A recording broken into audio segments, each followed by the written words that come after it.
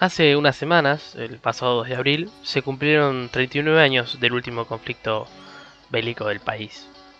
Y quienes reclamamos por la memoria, verdad, justicia y soberanía, pero también por la paz, sentimos un poco de inquietud al encontrarnos con un video donde se puede ver cientos de luces que pertenecen a barcos extranjeros en el mar austral argentino.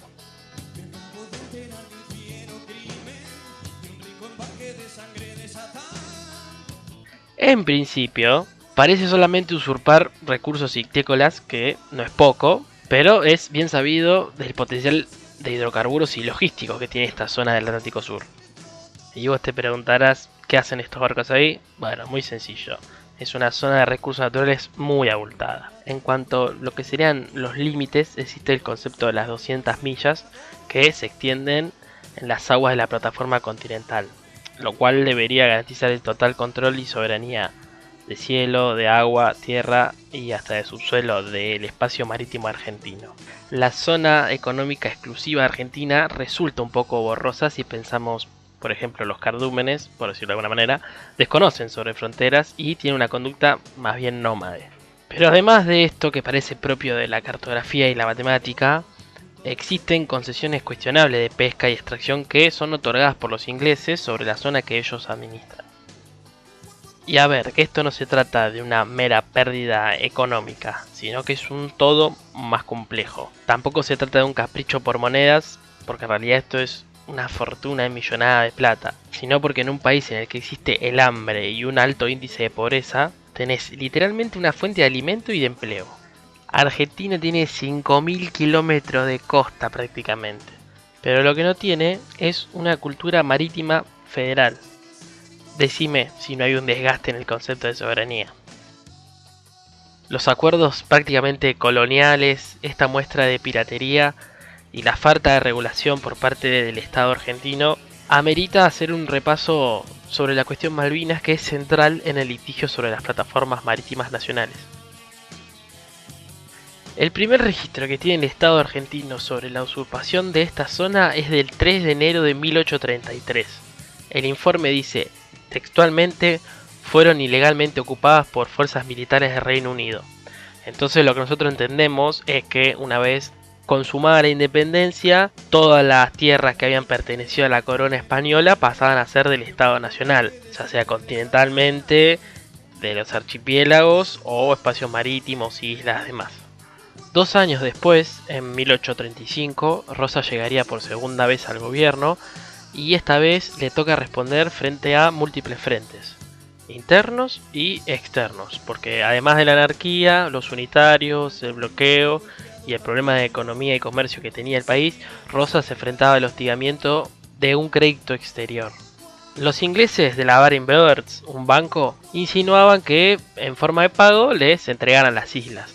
Rosas consigue ganar un poco más de tiempo y para 1843 empieza a desarmar la opereta y por medio de sus ministros empieza a intimar a Inglaterra para que reconozcan la soberanía que tenía la República sobre las islas. Para el 13 de abril de ese mismo año, los ingleses arrestaron a una escuadra argentina. Rosas seguía rechazando este canje y al mismo tiempo sufría fuego coterráneo de parte de algunos integrantes de la generación del 37 que animaban una invasión al territorio argentino, tanto en esta plataforma marítima como en fronteras como la de Chile.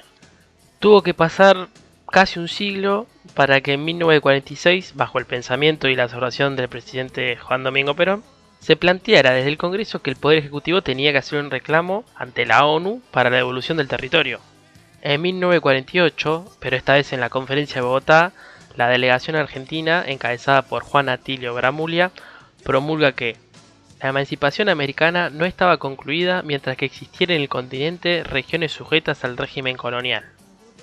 Esto se va a reafirmar en 1954, esta vez en la Conferencia de Caracas y con Perón en el poder todavía, se vuelve a pedir por los derechos argentinos sobre Malvinas, invitando al resto de los países del continente a rechazar los restos del sistema colonial que seguían presentes. El mismísimo Perón, con una propuesta un tanto curiosa, propone comprarle las islas al Reino Unido.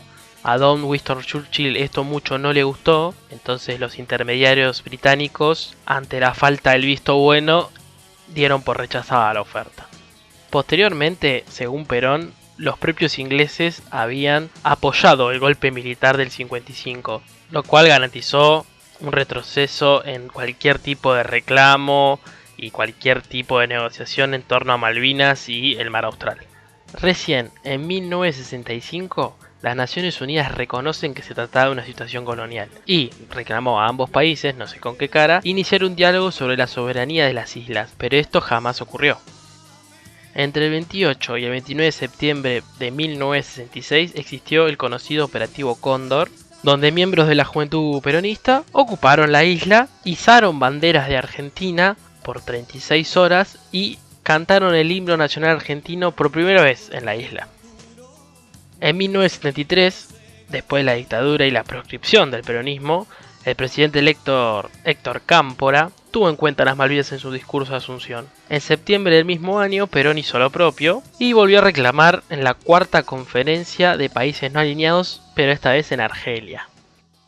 Mediante asistencia en vuelos y materiales para los isleños, en 1974 hubo acercamientos diplomáticos bastante relevantes. La idea era un acuerdo para explotar los recursos de la isla y sus alrededores de manera conjunta por un periodo de 25 años. Después de esto, la bandera argentina quedaría sobre las islas de manera exclusiva. Pero lamentablemente la muerte de Perón, el 1 de julio de ese mismo año, como la de embajador británico a cargo del trato, hizo que la idea diera marcha para atrás. Para 1975 los ingleses ya no pensaban en ningún tipo de negociación y explotaban la isla hasta en materia de hidrocarburos, lo cual generaba una situación de tensión que se iba a ir agudizando año tras año.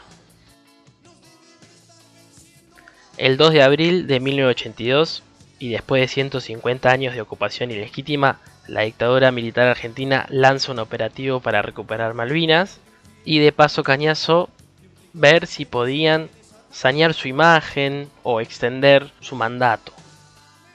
Después del desembarco se generó un conflicto bélico inmediato con el Reino Unido, quienes venían de ser la potencia durante toda la modernidad y tenían la fama de ser piratas, saqueadores y contar con la armada invencible.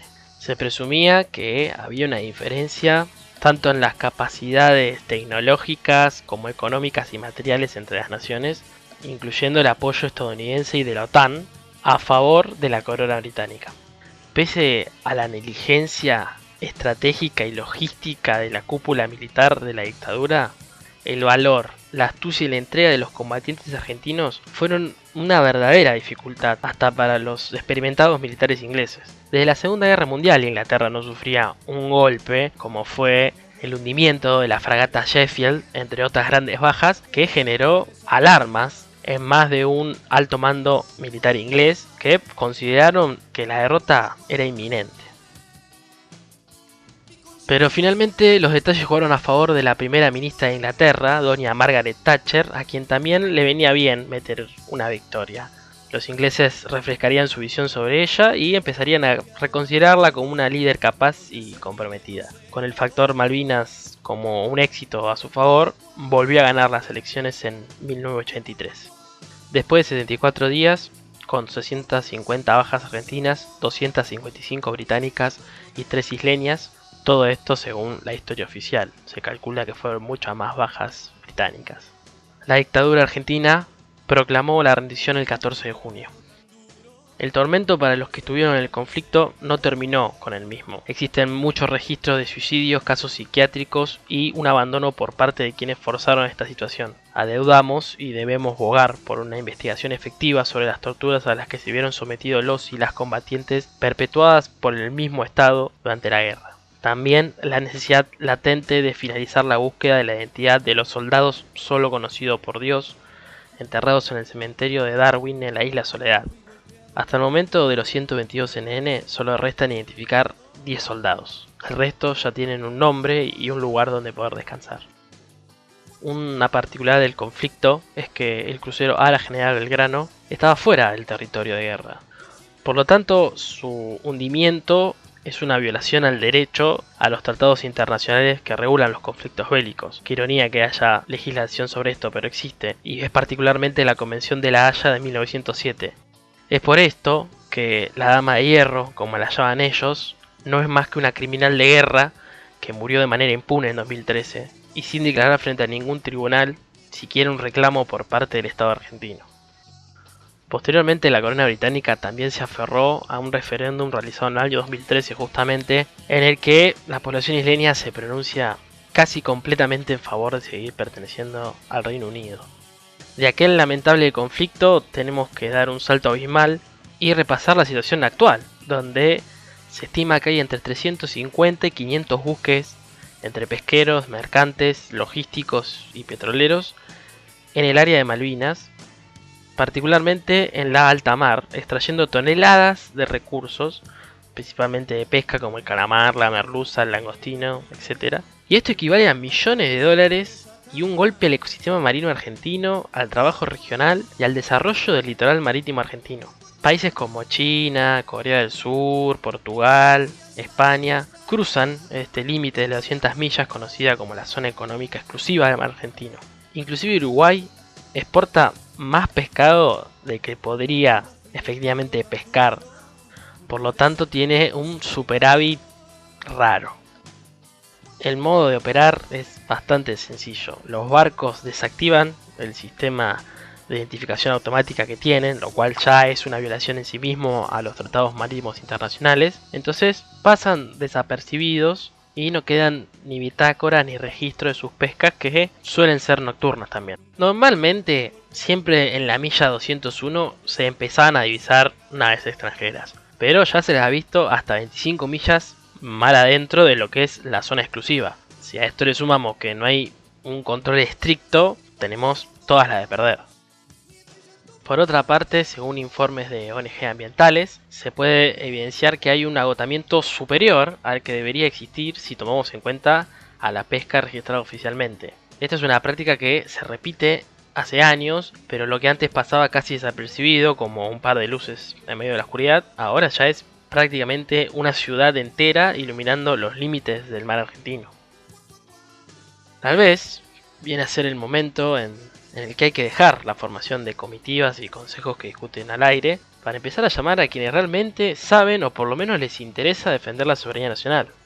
Llamarlos, asignarles un presupuesto y una logística acorde para que puedan detectar, controlar, gobernar y gestionar estos espacios ricos de nuestra patria.